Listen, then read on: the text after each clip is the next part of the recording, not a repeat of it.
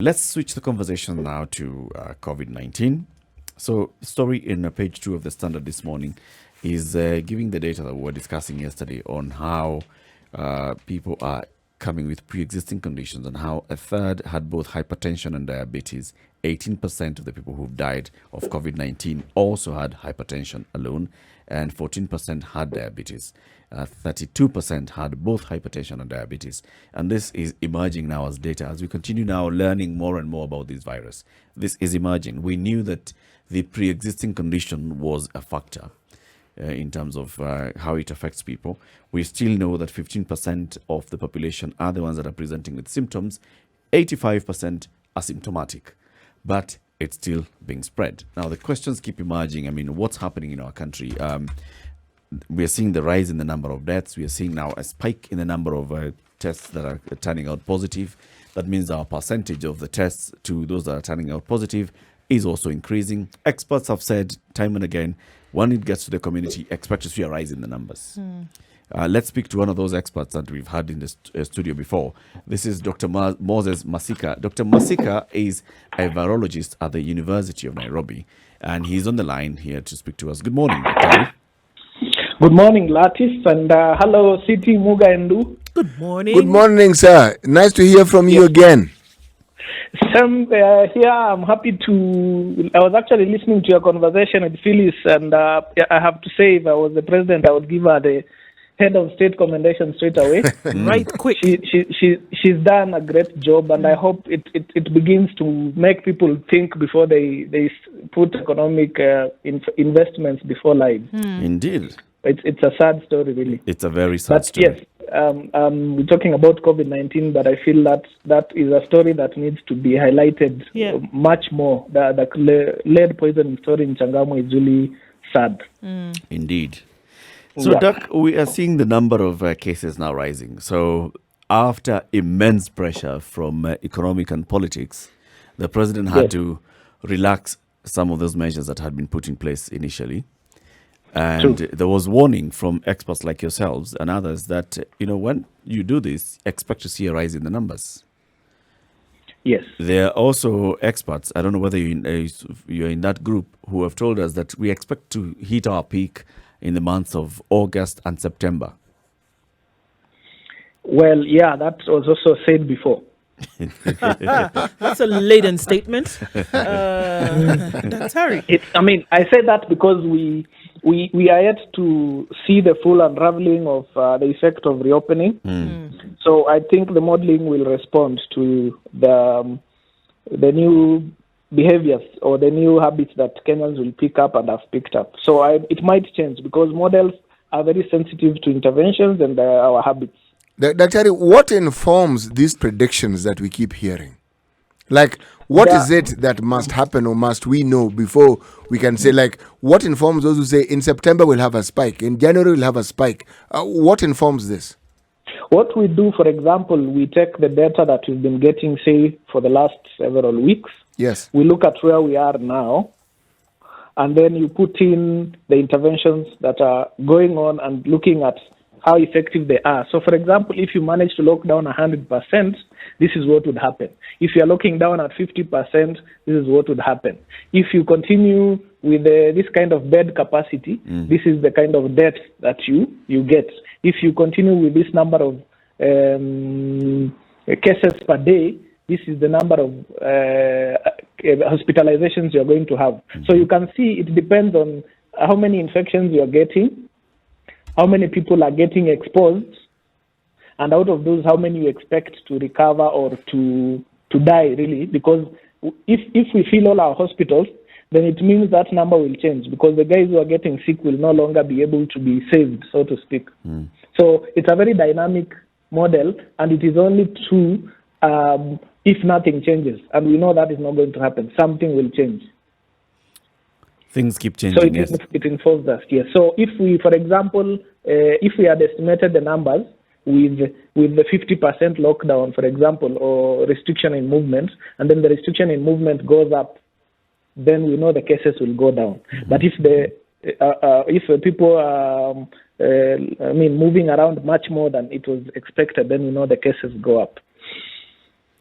Because what we're seeing now is, there's more movement of people around, even within Nairobi. By the time the president was reopening the Nairobi metropolitan region, people within Nairobi, the 4 million people who live within the Nairobi metropolitan, actually, let's even go to 5, were moving extensively around within the city.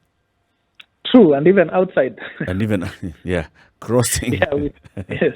And even crossing outside. So now with the kind of numbers that we see, and the public perception is that every time now we're in the numbers of 400. Every time the daily announcements are being made is 200 and beyond, 200, 300, 400s. And the number of the dead is also on the increase, on the up and up.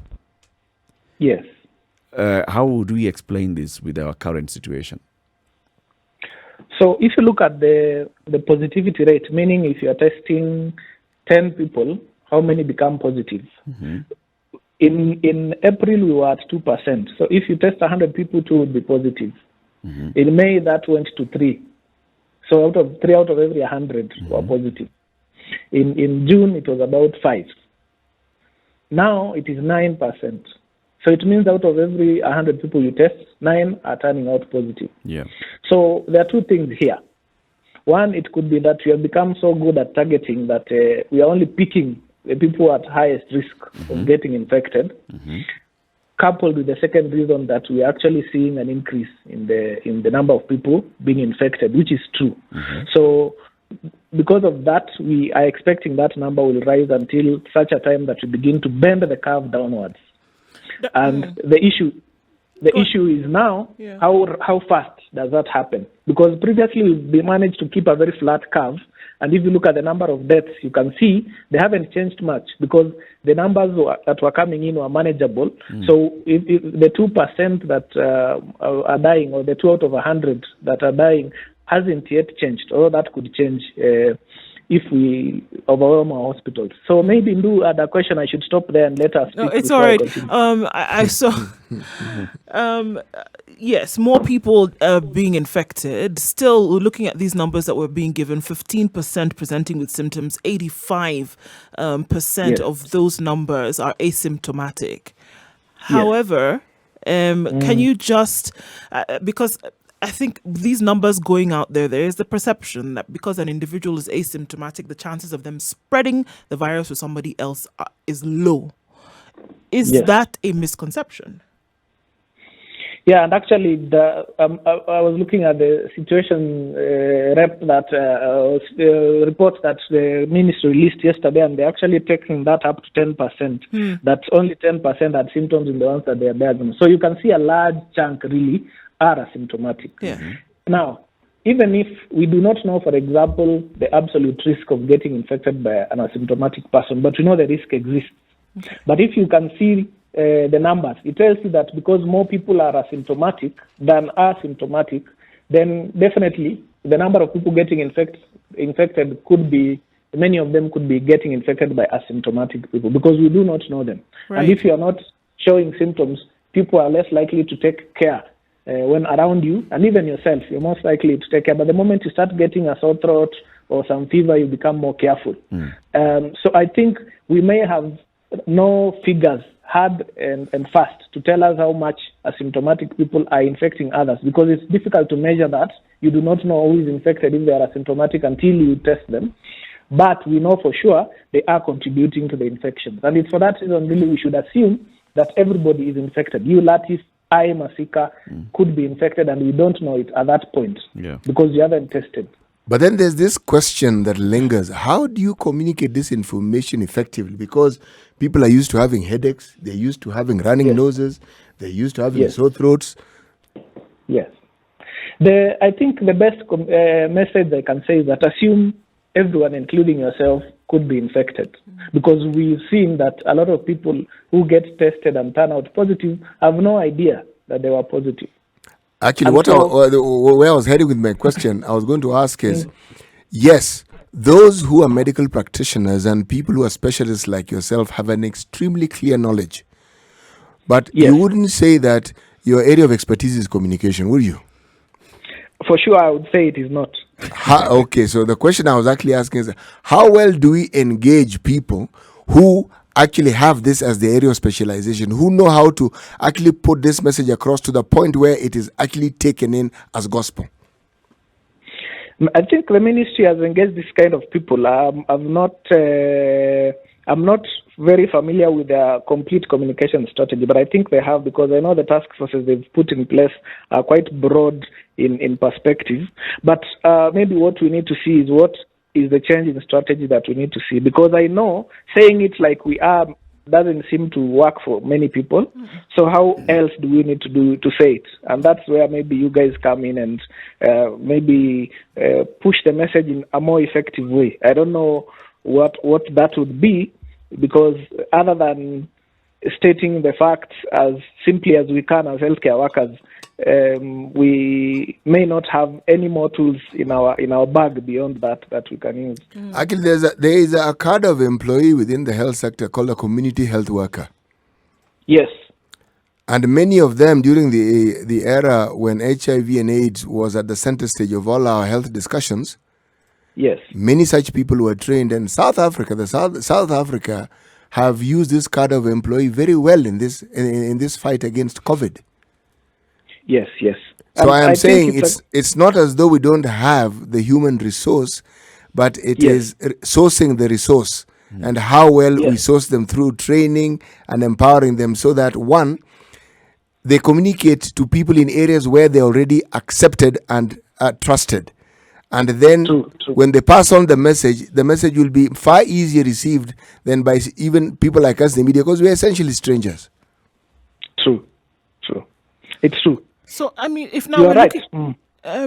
Dr. Masika, if we're looking at the numbers that we are saying then have presented in hospital, I mean, just a story that we saw today is that now, healthcare facilities are worried about, who they're going to be able to accommodate.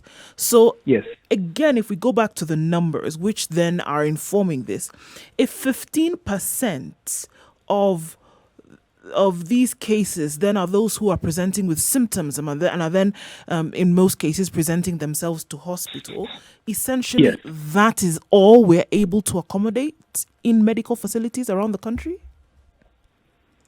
I'm not sure I get your question, but so if we're looking at a full number and just 15% are presenting with symptoms, on the other hand, we have hospitals saying that they're actually getting quite a lot. Until now, a hospital like Bagadi is saying that they're not going to take any more until and unless this person has been found to be COVID positive. So because they have a problem in terms of who they're able to treat. So now, if we are saying that the infected cases still at that low number are presenting themselves to hospital, so then we have a problem in terms of who are able to treat and who are able to take in as concerns medical facilities. Shouldn't then that inform this messaging that CT is talking about now when we're asking people to be a little bit more careful? Yes.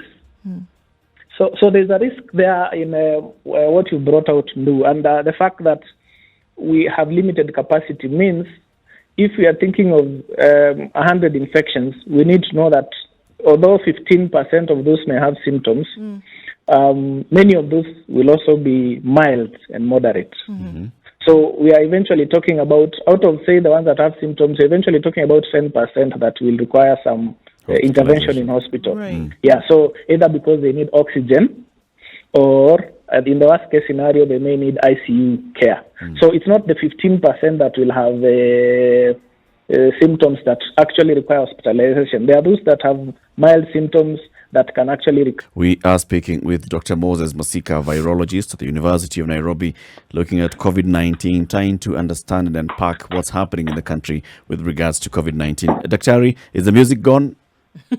Yes, now it is. Are you fine now?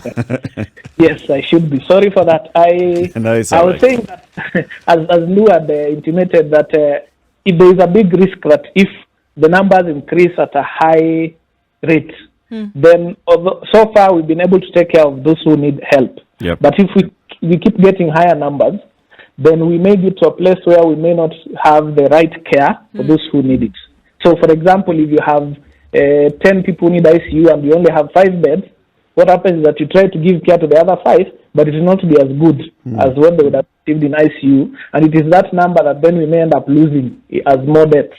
Yeah. I know there have been a lot of efforts to increase that capacity, but if we get a sudden increase, then we may find that capacity is overrun. So that risk is there, that we may end up then swamping our hospitals if we do not keep the curve as controlled as we've managed to do in the past. There was a bit of a narrative earlier, maybe around April, May, Yes. that there's something that's happening with COVID in other parts of the world that's not happening in these parts of the world.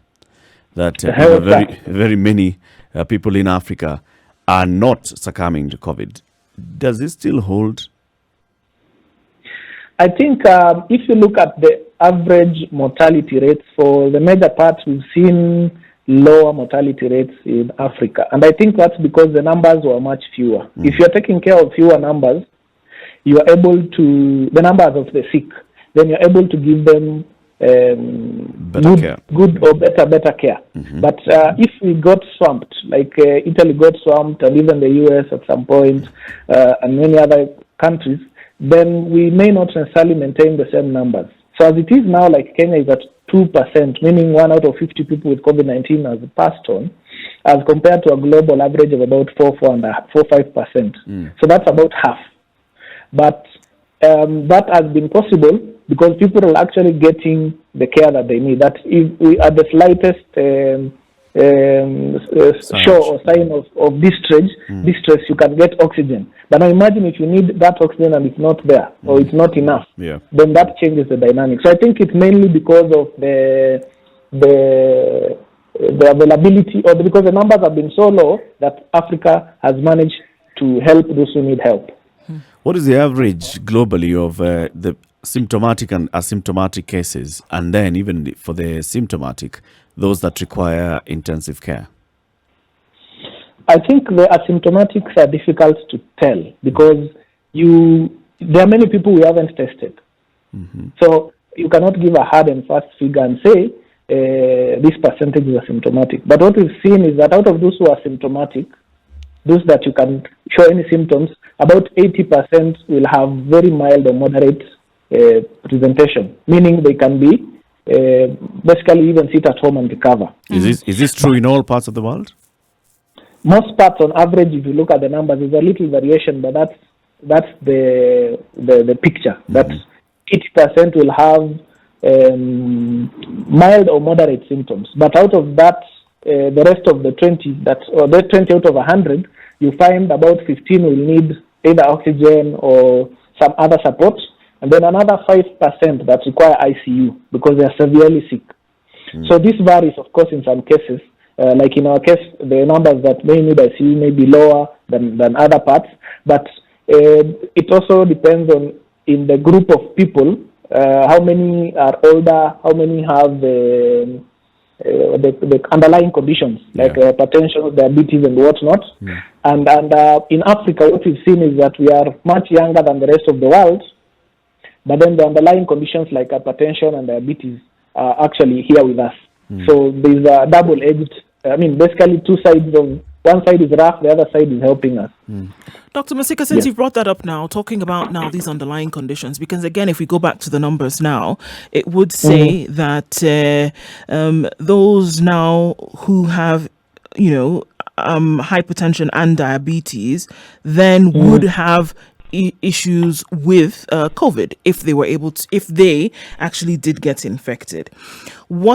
Because we've been asking the question directly now, what is the link then between these underlying conditions and then being found to be COVID positive? I think the issue with hypertension and diabetes has the effect on how the body copes with this infection. And if somebody has, for example, injured vessels, injured by hypertension already, because that's what hypertension does to your blood vessels, and COVID also affects underlying, the lining of the blood vessels. That could complicate issues. That said, I've not seen any what we would call pathology studies or studies on really the blood vessels or the lungs or the organs of these people who are either succumbing to COVID-19 and have these conditions that really delineate or show us the exact causes.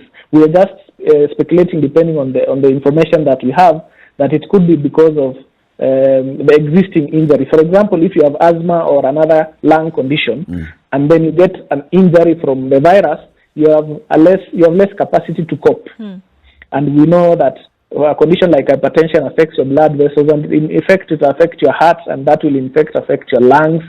So the ability of the body to cope with the extra injury from the virus is reduced by these underlying conditions, as well as things like diabetes, causing a malfunction of your immune system, either by suppressing it or by causing what we call a balance in the immune system to be lost, because the immune system can be too active, too meaning unnecessarily active, causing damage, or it can be too dull, meaning that it will not protect you. And we know diabetes affects the immune system, and that could be the reason. So other than that, I would say that we do not have hard and fast evidence yet to show the exact link, especially because these studies would require a little more time and also a little more resources to do, because you need to be careful with because of the risk of exposure, really.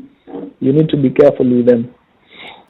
This is the Situation Room, Kenya's biggest conversation. On the line with us is a virologist, Dr. Moses Masika. We are trying to understand this virus, all right, and the effect it's having on the community, and especially here in Kenya. And if you've got any question that you'd like to ask Dr. Moses Masika, you can call in 0719-012-600. That's 0719-012-600. Also, you can post your questions or comments on our social media handles, Spice FM KE on Facebook, YouTube, and Twitter. Daktari, there are very many people who are walking around the country and saying, you know what, this COVID, looking at these symptoms, cough, fever, difficulty in breathing, at some point in the last couple of months, I've had these symptoms. And then they go around saying, you know, I believe I had this thing, and I think I recovered from it. And so now I have developed immunity. Is it true that once you've gotten COVID-19, let's say you've gone through COVID-19, you've been tested, you're positive, then you've recovered, can you get reinfected? As I think the jury is still out on that one. I think it's possible to get reinfected, but we do not know when. We do not know how long that we don't know if you get infected, whether you develop what we call protective immunity, or you don't, and how long it lasts. There actually have been a few studies so far that show that this doesn't develop in everybody and may not last more than a few months. So I would say for now, if we look at other coronaviruses, we see is that people develop, some people, not everybody, develop a very short-lived protection, and it doesn't last long, maybe a few months at most. So I would say it may be possible, maybe not in the immediate period after infection, but we still don't have enough data to put our foot down and say this is the situation. So I wouldn't say that we need to celebrate after infection, that you cannot be infected. Everybody needs to take care. And in fact, even those who feel that they've been infected, that number is likely to be very low. In countries that have had very high rates of infection, when they did assessment, I think less than 5% of the population, 5 in 100, were actually having any antibodies of sorts. So I would say, even given that feeling of having been sick from a cough or a sore throat or a fever, it could easily have been something else. And so most of our population is still vulnerable. Most of our population is still able to get sick. Are we likely to see symptoms change? I mean, there's some things that have remained constant in terms of the dry cough and such. Are we likely to see, because again, in other parts of the world where they talk about the change of the genomic structure of COVID-19, are we likely then to see, as a result of this, symptoms being different? Now, just stemming out of that discussion in mutations of viruses, because viruses are changing all the time, what could happen is that it may become less, should I say virulent, less severe in most people, or it could become more severe, which is unlikely, or it could become easier to spread. So because when a virus is easier to spread, it becomes selected through natural selection. But we also need to look at long-term effects of the viral infection. And that is where I think most currently unknown symptoms might come from, or might derive from, not necessarily from the virus itself mutating, but from the long-term effects. Because we haven't had enough time with this virus to know what it causes in the long term. And we've seen people now reporting clotting and a few other conditions. We are still investigating to see, are they really related or actually caused by this virus? And I think that's where we are likely to see a little more in terms of new or unknown symptoms. The virus itself mutating, what it could cause most likely is a change in the severity and a change in the ability to infect.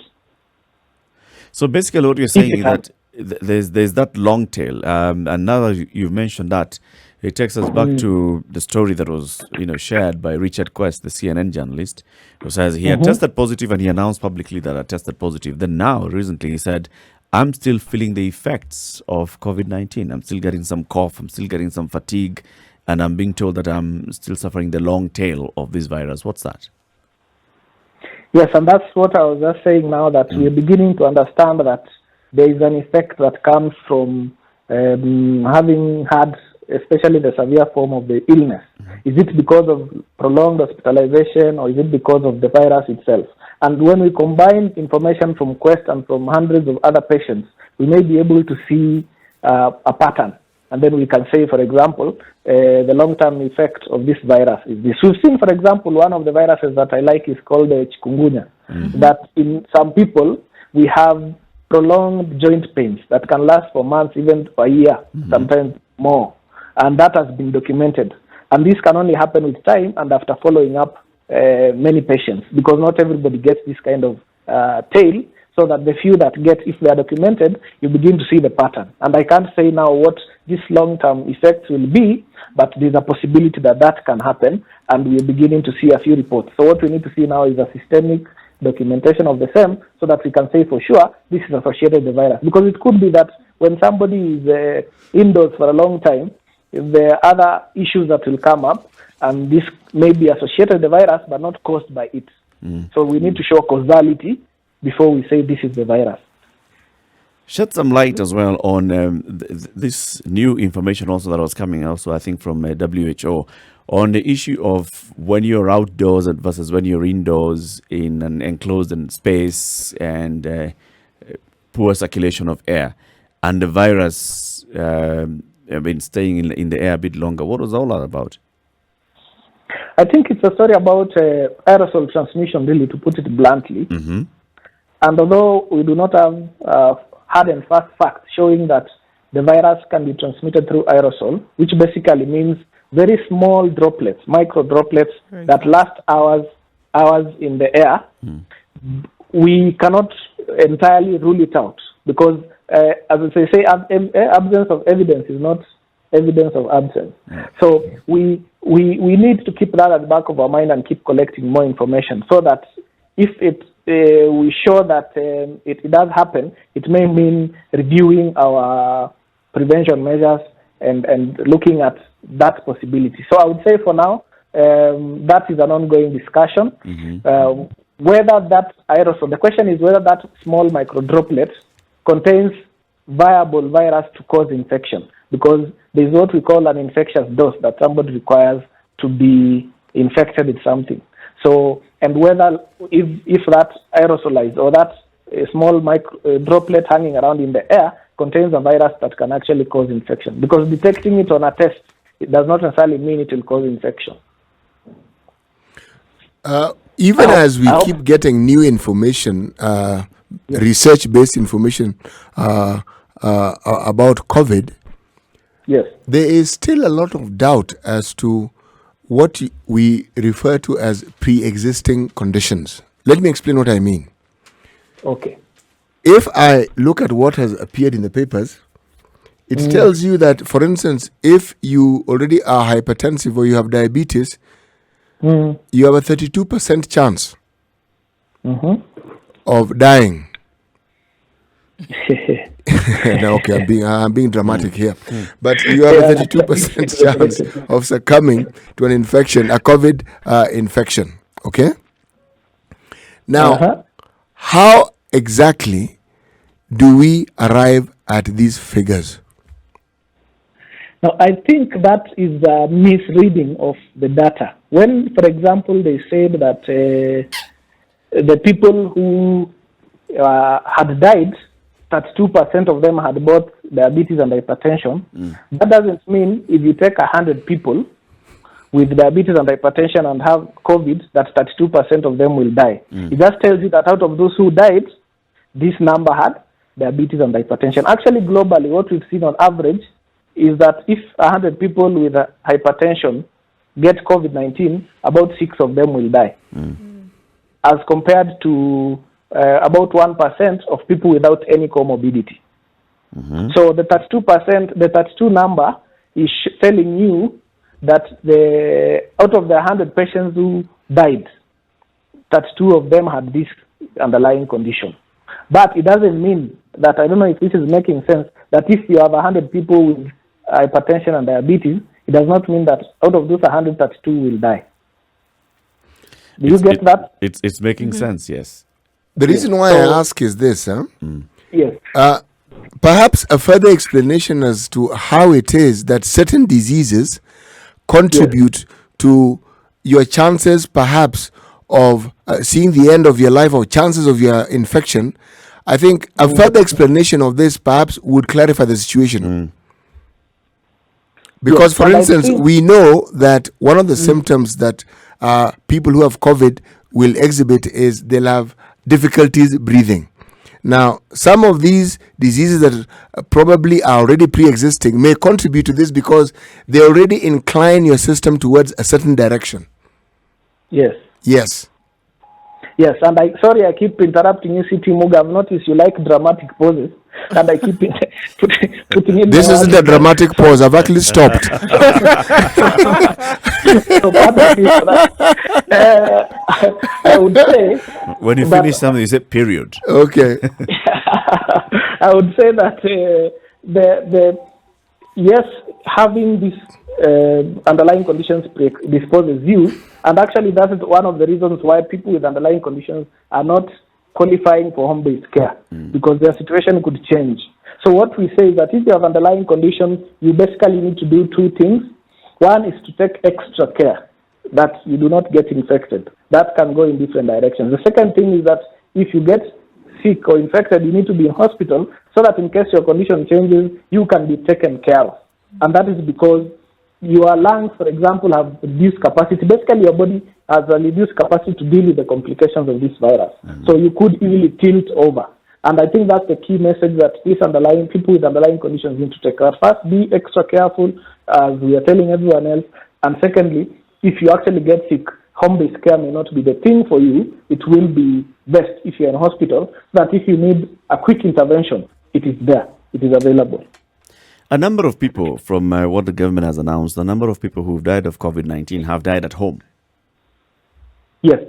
What is the explanation for this? Is this that people who are under home-based care who died, or is it that people who fell sick just died and then posthumously it's then discovered that they had COVID-19? That's the one that caused their death. I think it's a mix of all that. There are people who, even after they get sick, do not want to go to hospital because they're afraid of getting COVID-19. Yet they probably already have it. And there are also people, I think, probably who may be feeling pretty fine and decide to sleep it over, but by morning they're already too seriously sick. And by the time somebody is getting them to hospital, they pass on. I do not have the exact data or information on this particular person. Maybe the ministry would have more information on what exactly happened. But I can see those situations obtaining in where somebody has actually avoided going to hospital because of the fear of COVID-19, and after they pass on, they are tested and found to be positive. But there are also those who could be symptomatic, but not so badly off, and they decide to wait a little longer, and by the time they decide to go to hospital, it's too late.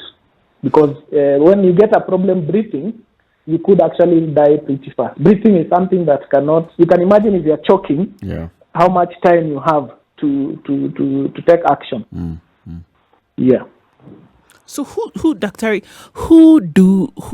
and I say who do we want to actually test now?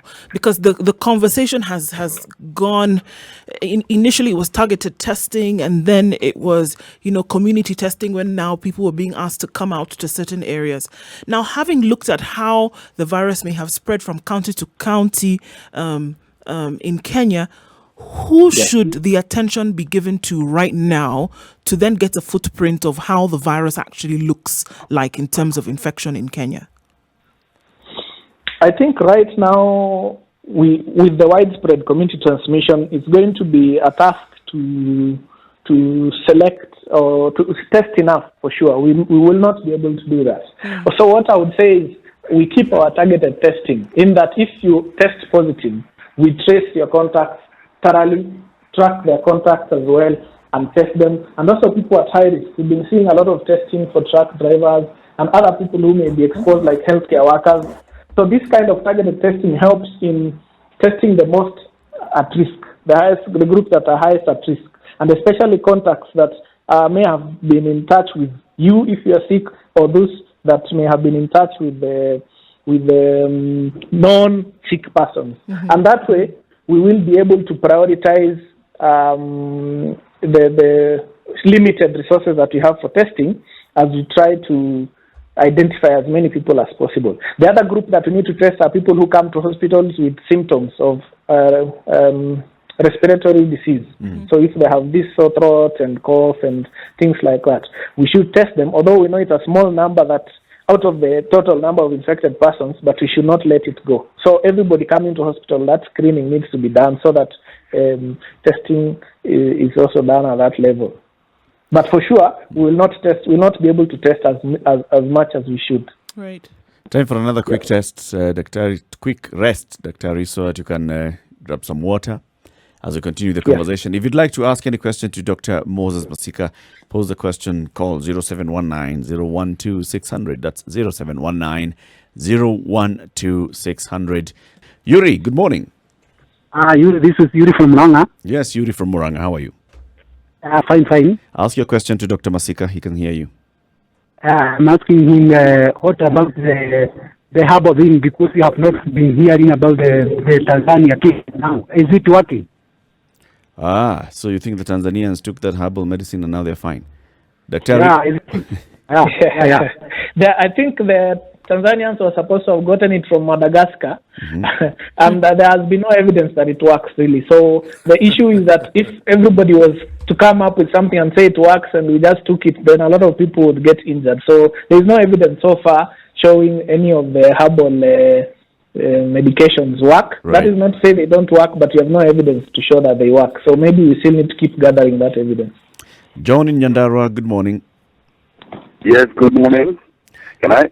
Yes. How are you? Ask your question to Dr. Masika. He can hear you. Okay, mine has to do with contact tracing. There was the second victim from Nyandarua was collected from Nyeri, and the person who transported him from his home to the hospital with a border is still operating as usual. Now, the question is, if he also became a victim of the same, would he not be transmitting the same to whoever had been fed by the guy? All right. So basically, you're asking how this contact tracing is being done. Somebody has tested positive, and among the very obvious contacts was a border operator, Daktari. Yes, that is, I think, a genuine concern. That if I test positive today, I should be able to tell or inform the authorities, the public health officers, who else have been in contact with, including the border rider, if I took some tea somewhere, anyone that I've been in contact with. Unfortunately, that's a process that relies on my goodwill, on my honesty. So if I don't give enough information, some people may fall through the cracks. And so I think we probably could be more thorough with contact tracing. I think we've gotten better with time. And I don't know if the border rider was tested and found negative. I don't know. I don't have information on that particular case. But I think, yes, we need to make sure our contact tracing is as thorough as we can make it. Thank you, Dr. As we're coming to the end of the show, Doc, you are a virologist. You are seeing this virus and its spread. From where you sit, is there a cause for concern? Are you concerned about this specific COVID-19 virus? I am, and I think everyone now is concerned about it because we've seen the effects don't just affect our health, they affect everything else. And for that reason, it's a virus that I think everyone has to be concerned about. My concern is initially people had, I don't call it fear, but people had the will to stay safe. Mm-hmm. I don't know what has happened over the last few weeks that, as you say, we've seen people loosening up and dropping their guard. Mm-hmm. That is my biggest fear, that yes, because this virus requires us to transmit it to the next person. Mm-hmm. If everybody maintains that kind of vigilance, then we may be able to deal with it much quicker than so that we limit its effect. Mm-hmm. But if we don't, then my fear is that it may continue to ravage mankind for quite a while. Okay.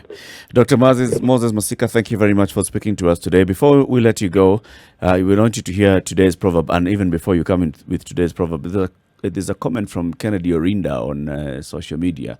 He says, Supergirl Ndu, please ask CT to school me on the criteria he uses to extract his proverbs, man. He really cracks me up.